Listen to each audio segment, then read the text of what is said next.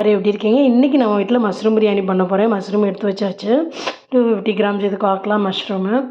இதுக்கு சட்டி இந்த குக்கர் தான் எடுத்திருக்கேன். எடுத்துகிட்டு இந்த மாதிரி பட்டை, இந்த என்னது லவங்கம், மராத்தி இது என்னது கிராம்பு எல்லாமே எடுத்தாச்சு. இந்த இதை ஃபஸ்ட்டு போட்டுக்கலாம். காஞ்சிருச்சு எண்ணெய். சிம்மில் வச்சுட்டு போட்டுக்கலாம்.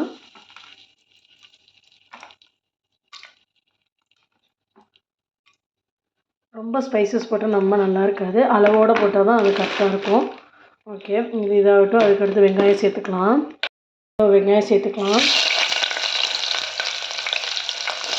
ஒரு பெரிய வெங்காயமும் ஒரு குட்டி சின்ன வெங்காயம், ஒரு டேஸ்ட்டுக்காண்டி ஒரு குட்டி சின்ன வெங்காயம் போட்டிருக்கேன். நல்லாயிருக்கும், அது ஒரு டேஸ்ட் நல்லாயிருக்கும். இப்போ வெங்காயம் சேர்த்த உடனே உப்பு சேர்த்துக்கலாம். நம்ம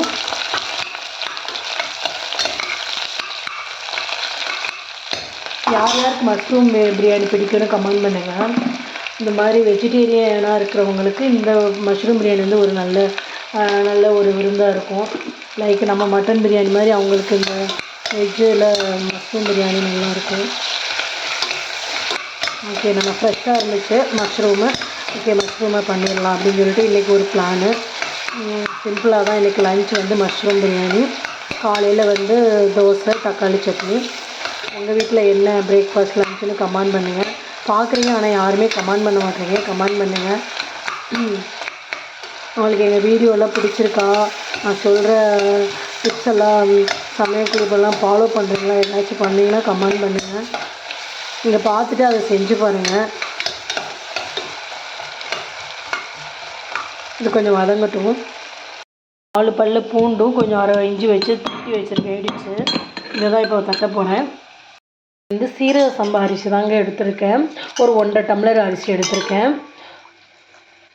1.5 டம்ளருக்கு நம்ம 3 டம்ளர் தண்ணி வச்சா போதும். இந்த இஞ்சி பூண்டு பேஸ்ட் தட்டி வச்சுருக்கோம், அதை போட்டுக்கலாம்.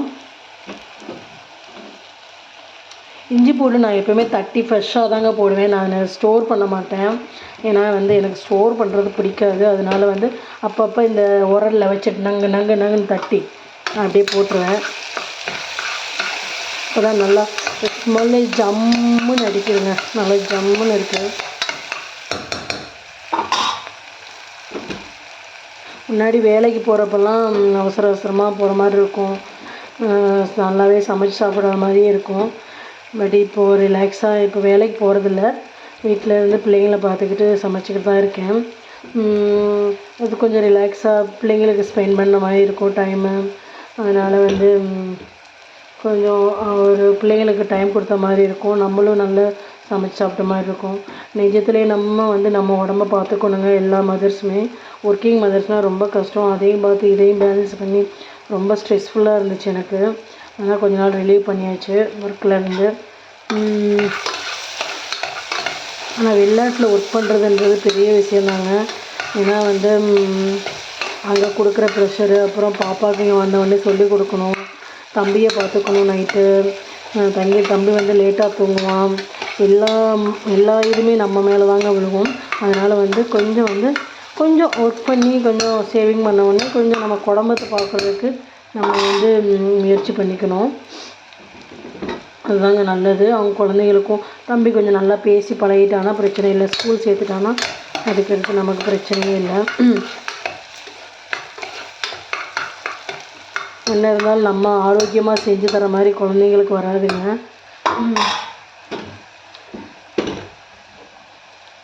நான் எப்பவுமே ஃப்ரெஷ்ஷாக தான் இந்த மாதிரி தான் பண்ணுவேன். அதுக்கடுத்து இப்போ வந்து கொஞ்சம் ப்ரௌன் ஆகிட்டுருக்கு பாருங்கள் ஆனியனு. இந்த ப்ரௌன் ஆனால் தாங்க அந்த டேஸ்ட்டே வரும். அந்த பிரியாணிக்குள்ளே டேஸ்ட்டே அப்போ தான் வரும். வெளிநாட்டில் இருக்கிறவங்களுக்கு எல்லாம் சும்மானா இல்லைங்க, ரொம்ப கஷ்டப்படுவாங்க. வெளிநாட்டு வாழ்க்கைன்றது வந்து கொஞ்சம் கொடுமையான வாழ்க்கை தான். நம்ம ஊரில் இருக்கிறது தாங்க பெஸ்ட்டு எப்பயுமே. ஏன்னா வந்து நம்ம ஊரில் மனுஷ மக்களை பார்க்கலாம் வைக்கலாம். பட் இங்கே 4 சவருக்குள்ளே நம்ம ஒரு ஜெயிலில் இருந்த மாதிரி தான் இருக்கணும். அது ஒன்று இருக்குது. நம்ம ஊர்லனா யாரையாச்சும் பார்க்குவோம், பேசுவோம், அட்லீஸ்ட் ரிலாக்ஸாக ஒரு பஸ்ஸில் போனால் கூட நம்ம ஊரில் ரிலாக்ஸ் தாங்க. எப்போனாலும் நம்ம ஊருக்கு வந்து செட்டில் ஆகிறதாங்க நல்லது. ஓகே, நமக்கு கடவுள் புண்ணியத்தில் வேகமாக வந்து செட்டில் ஆகலாம். நீங்களும் ப்ரே பண்ணிக்கோங்க எங்களுக்காண்டி. நாங்களாச்சும் பரவாயில்லைங்க, குடும்பத்தோடு இருக்கோம். குடும்பத்தில் இல்லாமல் இருக்கிறவங்கன்னா ரொம்ப கஷ்டங்க. நான் ரொம்ப பேரை பார்த்துருக்கேன் அவங்க கஷ்டப்படுறதெல்லாம். நான் டியூட்டிக்கு போகும்போது கூட சொல்லுவாங்க, ரொம்ப கஷ்டங்க இந்த மாதிரி க்ளீனர்ஸு, இந்த இந்த கட்டட வேலைக்கு போவாங்க இல்லையா, அவங்களால வெயில் செம்மையாக அடிக்குங்க. அவங்க ரொம்ப கஷ்டம்தான். தக்காளி சேர்த்தாச்சுங்க, ஒரு தக்காளி. அதனால் வெளிநாட்டில் இருக்கவங்களோட ஒய்ஃபோ அவங்க ஒய்ஃபுமே கஷ்டம் தாங்க. இங்கே வெளிநாட்டில் வந்து வேலை பார்க்குறாங்க, ஒய்ஃப் அங்கே இருக்காங்கன்னா அவங்களுக்குமே கஷ்டம் தாங்க. முடிஞ்ச அளவு கொஞ்சம் சம்பாதிச்சுட்டு ஏதாச்சும் வந்து அவங்க செட்டிலாக இருந்தாங்க நல்லது. எங்களை மாதிரி குடும்பமாக இருக்கவங்க பரவாயில்ல, பட் வந்து குடும்பம் இல்லாமல் இருக்கவங்களுக்கு ரொம்ப கஷ்டம் தாங்க. கொஞ்சம் கடனை கட்டுற வரைக்கும் இங்கே இருக்கிறது ரொம்ப பெஸ்ட்டு. அதுக்கடுத்து அடுத்தடுத்து நமக்கு வந்துக்கிட்டே தானே இருக்குது தேவைகள். வீடு கட்டணும், அதுக்கடுத்து நம்ம ஒரு ஒரு ஒரு கார் வாங்கணும் அப்படின்னு தோணிக்கிட்டே இருக்கும் நமக்கு. அதனால் ஒர்க் பண்ணி தான் ஆகணும். அதனால தான் நம்ம இங்கே இருக்கிறது. கொஞ்சம் செட்டில் ஆகிட்டோம்னா நம்ம ஊரில் போய் செட்டில் ஆகிறதாங்க நல்லது. நான் ஊரில் இருக்கிறவங்க கொடுத்து வச்சவங்கனாங்க. ஏன்னா வந்து சொந்த ஊரில் இருக்கிறதாங்க பெஸ்ட்டு சாய்ஸு. எப்பயுமே நம்ம கடனோடு இருக்கவங்க தான் இங்கே இருக்கணும். கொஞ்சம் சம்பாதிக்கிறதுக்காண்டி இங்கே இருக்கிறது தான், அவ்வளோதான். மற்றபடி வந்து எனக்கு வெளிநாட்டு வாழ்க்கை வந்து அதிகமாக பிடிக்கிறது இல்லைங்க. வெளிநாட்டில் இருக்கவங்களோட ஃபேமிலி வந்து அதிகமாக செலவு பண்ணாங்க. ஏன்னா எவ்வளோ கஷ்டப்படுறாங்கன்னு அவங்க இங்கே வந்து பார்த்தா தாங்க தெரியும். அதனால் வந்து ஒவ்வொரு பைசாவுமே கொஞ்சம் சேவ் பண்ணி அவங்களுக்கு ஃப்யூச்சருக்கு வைக்கிற மாதிரி வச்சுக்கோங்க. ஒரு 20,000 10,000 சென்ட் பண்ணாலுமே அதில் சேவிங்னு வந்து உங்களுக்கு அட்லீஸ்ட் ஒரு 3,000 சேவிங் வச்சுக்கோங்க. அதுக்கடுத்து ஒரு 7,000 செலவு பண்ண ஆரம்பிங்க. ஊரில் வந்து 100 யூனிட்டு கரண்ட் பில்லே ஃப்ரீ தாங்க. அதனால் கொஞ்சம் வந்து வெஜிடபிள்லாம் ஃப்ரெஷ்ஷாக வாங்கி சமைச்சிக்கிட்டு நம்ம கரண்ட் பில்லாம் அது அளவாக பிழைஞ்சிக்கிட்டு சூப்பராக குடும்பம் நடத்துனாங்க ஊரில். நாங்களும் சீக்கிரம் வந்து ஊரில் செட்டிலாக இருந்தால் எங்களுக்கு ஆசை. பார்ப்போம், கடவுள் புண்ணியத்தில் எல்லாமே நல்லதாக நடக்கும்னு நினைக்கிறோம். சிம்மில் வச்சுக்கலாம். இப்போது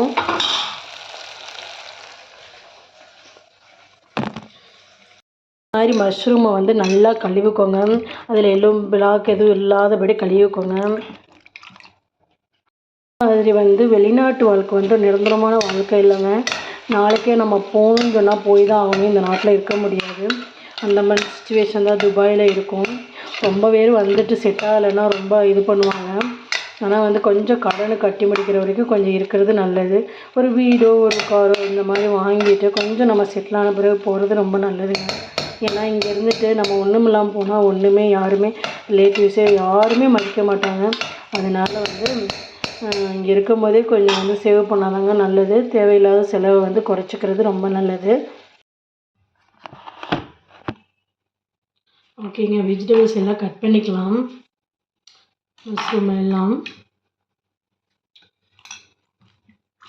யார் யார் துபாயிலேருந்து பார்க்குறீங்கன்னு கமெண்ட் பண்ணுங்கள். எந்தெந்த ஊர்லேருந்து பார்க்குறீங்கன்னு கமெண்ட் பண்ணுங்கள். தேங்க்யூ ஸோ மச்சுங்க. நமக்கு வந்து ஆல்மோஸ்ட் நம்ம வந்து 8,900 சப்ஸ்கிரைபர் கிராஸ் பண்ணியாச்சுங்க. குட்டுங்க. நான் சொல்கிறதெல்லாம் உண்மை தான். எதுவுமே வந்து நான் பொய் சொல்ல மாட்டேன். எப்பயுமே வந்து என்ன நீங்கள் இங்கே நடக்குதோ அதை தான் நான் சொல்லுவேன். சுச்சுவேஷன் அப்படி இருக்குங்க. ஏன்னா வந்து வேலைக்கு வந்து இன்றைக்கி வச்சுக்கிருவாங்க, அப்புறம் நாளைக்கு வந்து எது தேவைப்படலன்னு டக்குன்னு அவங்களுக்கு இது எடுக்கிறதுக்கும் அவங்களுக்கு இது இருக்குங்க. அதனால் வந்து இங்கே ஒர்க் பண்ணுறது வந்து அவ்வளோ இது இல்லைங்க, சேஃபானதுலாம் இல்லை. எப்போயுமே நம்ம ஊர் தாங்க சேஃபு. நம்ம இந்த ஒர்க் இல்லைன்னா அந்த ஒர்க்குன்னு சொல்லி நம்ம ஊரில் பார்க்கலாம். அந்த மாதிரிலாம் இங்கே இருக்க முடியாது. ஏன்னா அங்கே வேலை கிடைச்சா தான் நம்ம அந்த மாதிரி போக முடியும். ஊரில் அட்லீஸ்ட் வந்து கொஞ்சம் வந்து சலுகை இருக்குல்லங்க. லைக் கரண்ட் பில்லில் சலுகை இருக்குது. நம்ம ரேஷன் கடையில் வாங்கிக்கலாம். அதெல்லாமே ஒரு நல்ல ப்ளஸ் பாயிண்ட்டு தான். நம்ம ஊர் ஃபங்க்ஷனு இதெல்லாம் பார்த்துக்கலாம். இந்த மாதிரி டக்குன்னு இலவு ஏதோ விழுந்துச்சுன்னா நம்ம போக முடியாது. இப்போ எங்கள் தாய் மாமாவே இறந்தார், எங்களால் போக முடியல. ஏன்னா அப்போ ஒர்க் பண்ணிகிட்டு இருந்தேன், அதனால் போக முடியலை.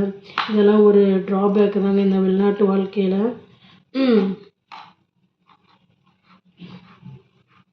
வெளிநாட்டில் இருந்து பார்க்குறவங்களுக்கு தெரியும் என்ன கஷ்டப்படுறோம். எந்த நாட்டில் இருந்தாலுமே அவங்க கஷ்டப்படுறதுனால தான் வெளிநாட்டுக்கு போகிறாங்க. ஏன்னா வந்து நம்ம நல்லா இருந்தோம்னா நம்ம வெளிநாட்டுக்கு வர்றதுக்கு இது இல்லை. அதனால வந்து இங்கே சம்பாதிக்கிற காசை கொஞ்சமாச்சும் சேவ் பண்ணி சிக்கனமாக அதுக்காண்டி நான் ரொம்ப கஞ்சத்தனமாக இருக்கக்கூடாது. நம்ம செலவு பண்ணுறதுக்கு செலவு பண்ணி தான் ஆகணும். நீடட் திங்ஸ்னு இருக்குங்க.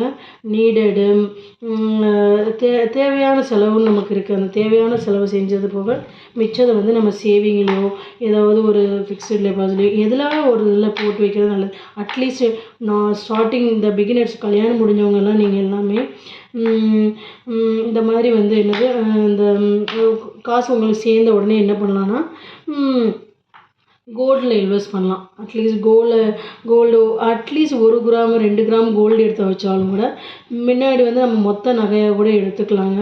அந்த மாதிரி ஸ்டார்டிங்கில் இப்போ மேரேஜ் ஆகி புதுசாக இருக்கீங்கன்னா அவங்க வந்து நீங்கள் வந்து இந்த மாதிரி சேவ் பண்ண ஆரம்பிங்க. அது ரொம்ப நல்ல ஒரு சேவிங் தான். அப்போ கொஞ்சம் நாள் ஆயிடுச்சு அப்படின்னா லேண்ட் வாங்க ஆரம்பிங்க. அது ஒரு நல்ல சேவிங் தான். இந்த மாதிரி சேமிச்சாதாங்க உண்டு. இல்லைன்னா நம்ம கையில் வந்து காசு நிற்காது, ஃபுல்லுமே கரைஞ்சிக்கிட்டே தான் இருக்கும். அதனால் வந்து இந்த மாதிரி சேவிங் பண்ணால் தான் நம்ம ஃப்யூச்சருக்கு நல்லதுங்க. இன்றைக்கி வேலை இருக்கும், நாளைக்கு வேலை இருக்காது. இந்த எனக்கு சுச்சுவேஷன்னா எங்களுக்கு கான்ட்ராக்ட் ஃபினிஷ் ஆயிடுச்சு சடனாக. அப்போனா என்ன பண்ண முடியும்? சரி நம்ம இது பண்ணி தான் ஆகணும். குழந்தைங்கள பார்த்துட்டு வீட்டில் இருந்து தான் ஆகணும். அதனால் வந்து அந்த மாதிரி அடாப்ட் ஆகிக்கலாம். அதனால் வந்து எப்போயுமே நம்ம கையில் வந்து ஒரு சேவிங்னு ஒரு இது வந்து அதுலேயும் கேர்ள்ஸ்க்கு வந்து கண்டிப்பாக சேவிங்னு ஒன்று இருக்கணுங்க. இல்லைன்னா நம்ம வந்து ஒன்றுமே பண்ண முடியாது. நமக்குன்னு செலவு பண்ணுறதோ நமக்குன்னு ஆசைப்படுறதோ வாங்குறதோ நம்ம எப்போயுமே கேட்டுக்கிட்டே இருக்க முடியாது மற்றவங்ககிட்ட.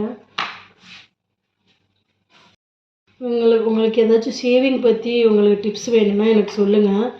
உங்களுக்கு வந்து நான் எப்படி சேவிங் பண்ணேன்னு உங்களுக்கு சொல்லிக் கொடுக்குறேன். அதே மாதிரி உங்களுக்கு வந்து ஃபஸ்ட்டு சாய்ஸ் வந்து சேவிங்கில் கோல்டு தாங்க. நீங்கள் இது வேணும்னா சேவ் பண்ணி வச்சுக்கோங்க. காசு எப்போ கம்மியாக இருக்கோ காசு சேவ் பண்ணி வச்சுட்டு எப்போ கோல்டு ரேட் வந்து கம்மியாகுதோ அப்போ கோல்டாக எடுத்துருங்க. அது ரொம்ப ஒரு நல்ல சேவிங் தாங்க. நம்ம வந்து இப்போ மாதிரி எப்போயுமே இருக்குமான்னு தெரியாது. நம்ம ஹெல்த் வைஸும் சரி எல்லாத்துக்குமே இது இருக்கும். அதனால் வந்து சேவிங் வந்து வெரி வெரி இம்பார்ட்டன்ட். நான் முன்னாடி ஒரு வீடியோஸ் போட்டிருக்கேன் என் சேனலில், செக் பண்ணி பாருங்கள். எல்லா வீடியோஸுமே அந்த சேவிங் டிப்ஸ் ஃபார் அப்படின்னு சொல்லிட்டு போட்டிருப்பேன். அதை முன்னாடி போயிட்டு செக் பண்ணுங்கள் என் வீடியோவில்.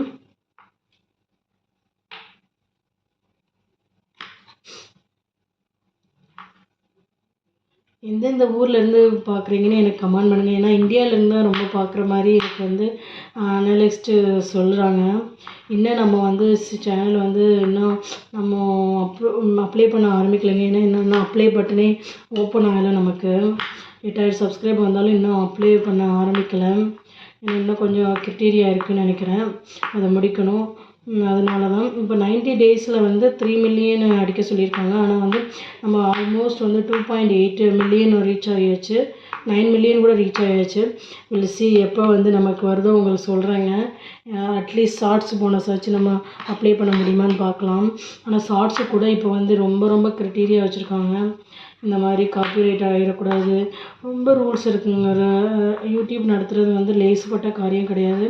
அதுலேயுமே ரொம்ப ரொம்ப இது இருக்குதாங்க செய்யுது, ரூல்ஸ் அண்ட் ரெகுலேஷன் எல்லாமே. குழந்தைங்களையும் பார்த்துக்கிட்டு நம்ம சமைச்சிக்கிட்டு ஹஸ்பண்டையும் பார்த்துக்கிட்டு எல்லாமே நம்ம வந்து குடும்ப தலைவி ஆகிட்டாலே நம்ம எல்லாமே திங்க் பண்ண வேண்டியதாக இருக்குது. அதனால் வந்து பேச்சுலராக இருக்கவங்க பேச்சுலர் லைஃப்பை நல்லா என்ஜாய் பண்ணிக்கோங்க. வந்து நம்ம மஷ்ரூமை வந்து நல்லா கட் பண்ணி முடிச்சாச்சு. இப்போ மஷ்ரூமை வந்து நம்ம சேர்த்துக்கலாம். ஸ்பூனாப்பில் வந்து கொஞ்சம் 1/2 ஸ்பூன் கொஞ்சம் கூடுதலாக மிளகா பொடி சேர்த்துருக்கேங்க. ஃபஸ்ட்டு கத்தி பிரியாணி மசாலா கொஞ்சம் சேர்த்துக்கலாங்க. ஒரு 1/2 ஸ்பூனு கிட்ட சேர்த்துக்கலாம். நான் பிரியாணி மசாலா ஒரு 1/2 ஸ்பூனு, இது கொஞ்சம் வந்து 1/2 ஸ்பூனுக்கு கொஞ்சம் கூடுதலாக மிளகா பொடியும் சேர்த்துக்கிட்டேன். இதை நல்லா வந்து இங்கே பார்த்தீங்களா மையாக ஆயிடுச்சுங்க. இந்த அளவு வந்து வதங்கணும். இப்போ வந்து நம்ம ஒரு 1/2 ஸ்பூனு கிட்ட தயிர் சேர்த்துக்கலாம். ஒரு 2 ஸ்பூனு கிட்ட தயிர் சேர்த்துக்கிறேன். நல்லா கிண்டி விட்டுக்கோங்க. பார்த்தீங்களா அப்படியே பார்க்கவே வந்து இந்த தக்காளியும் வெங்காயம் வதங்க எப்படி இருக்குது பார்த்தீங்களா. இதில் தாங்க டேஸ்ட்டே வர்றது நமக்கு. சிம்மில் வச்சுட்டு அந்த உச்சவாடை போட்டு அதுக்கடுத்து நம்ம வந்து மஷ்ரூமை சேர்த்துக்கலாம். மஷ்ரூமில் தண்ணி இருக்குங்க, அதனால் பார்த்து சேர்த்துக்கலாம்.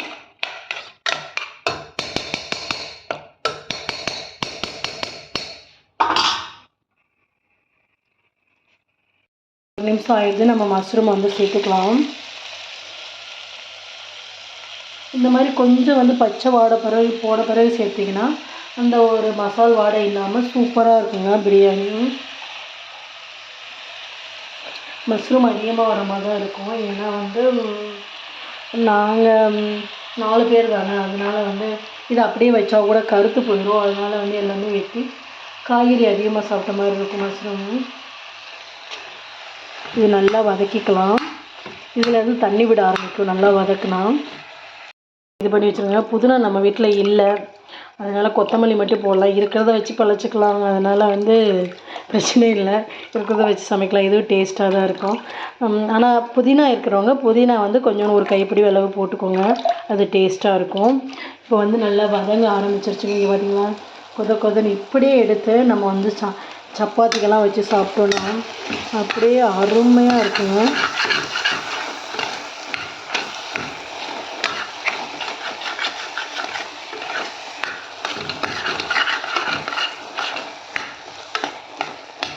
இப்போ கொத்தமல்லி சேர்த்துக்கலாம்.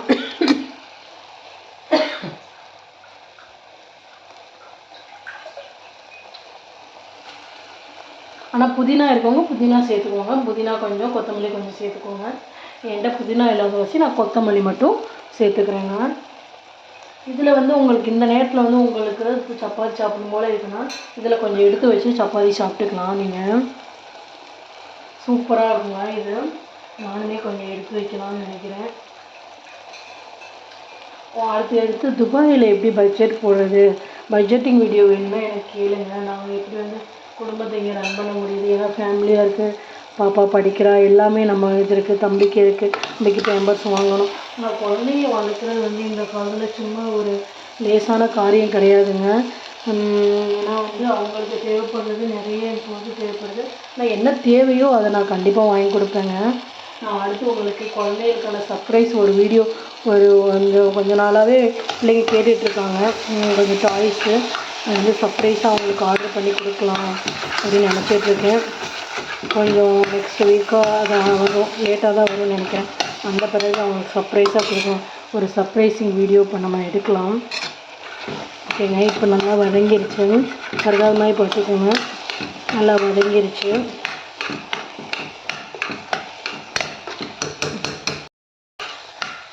ஓகே, இப்போ வந்து நம்ம தண்ணி சேர்த்துக்கலாங்க. 1.5 டம்ளர் அரிசிக்கு வந்து 2 டம்ளர் தண்ணி வச்சுருக்கேங்க. இது நல்லா கொதிக்க நான் வந்து விசில்லாம் போடலைங்க, சிம்மிலே வச்சு வேக வச்சிடலாம் அப்படின்னு நினைக்கிறேன். அதான் பெஸ்ட்டு வே. ஏன்னா கொஞ்சம் தானே இருக்குது, அதனால் வந்து சிம்மிலே வச்சு வேக வச்சிடலாம். ஏன்னா நானும் அரிசியை வந்து ஊற வச்சுட்டேன் நல்லா, அதனால் வேகமாகவே வந்துடும். ஓகே, நல்லா இப்போ வந்து தள்ளன்னு நம்ம வந்து இந்த தண்ணி வந்து காளான் தண்ணி வந்து கொதிக்கணும். அதுக்கடுத்து வந்து நம்ம அரிசியை சேர்த்துக்கலாம். ஓகேவா, நல்லா கிட்டிக்கோங்க. உப்பு இதெல்லாம் பார்த்துக்கோங்க. அரிசி போட்ட பிறகு ஒரு வாட்டி கிண்டி நடு தண்ணி எடுத்து பார்த்துக்கோங்க. ஓகே, இப்போ வந்து நல்லா கொதிக்கட்டும். வந்து இந்த மாதிரி தள்ளன்னு கொதிக்க ஆரம்பிச்சிருச்சுங்க. பார்த்தீங்களா, இப்போ வந்து நம்ம அரிசி சேர்த்துக்கலாம். பார்த்தீங்களா, கல்லன்னு கொதிக்கணுங்க. அப்போ தான் வந்து நம்ம ரொம்ப நேரம் ஆனாலும் அரிசி ஒன்றுமே பண்ணாது. நான் ஆஃபீஸ் கொடுத்து விட போகிறேன் ஹஸ்பண்டுக்கு, அதனால் இப்போ வந்து அரிசி சேர்த்து வச்சு நல்லா மிக்ஸ் பண்ணிவிட்டு இந்த வேலையில் வந்து நம்ம உப்பு பார்த்துக்கலாங்க எப்படி இருக்குன்னு. அப்போ கரெக்டாக கொஞ்சம் வந்து உப்பு கரிக்கிற மாதிரி இருக்கணும். அப்புறம் வெந்து வரையில் வந்து சூப்பராக கரெக்டாக வரும் பிரியாணிக்கு. ஒன்றா ஆரம்பிச்சிருச்சுங்க. இன்னொன்று சிம்மில் வச்சு வேக வைக்கலாம். அப்படி இல்லைன்னா ஒரு விசில் போட்டுட்டு ஒரு 3 நிமிஷம் வந்து சிம்மில் வச்சோம்னா அப்போயே வெந்துடுங்க. இப்போ நம்ம வந்து ஒரு விசில் மட்டும் போட்டுக்கலாம். காளான் பிரியாணி ரெடி ஆகிடுச்சு. இங்கே பார்த்தீங்கன்னா தெரியும், சூப்பராக சீரக சம்பா ரைஸில் தாங்க போட்டிருக்கு. இந்த புகையாக வருது போல், இப்போ தெரியுதான் தெரியல, சூப்பராக இருக்குது. ஓகே, நம்ம வந்து டிஃபனில் வச்சுக்கலாம். இது போட்டு கொடுத்தாச்சு. இந்த மாதிரி மோர் வீடியோஸ் பார்க்கணுன்னா நம்ம சேனலை லைக் அண்ட் சப்ஸ்கிரைப் பண்ணிக்கோங்க. ஓகே, தேங்க்யூ ஃபார் வாட்சிங். Bye friends.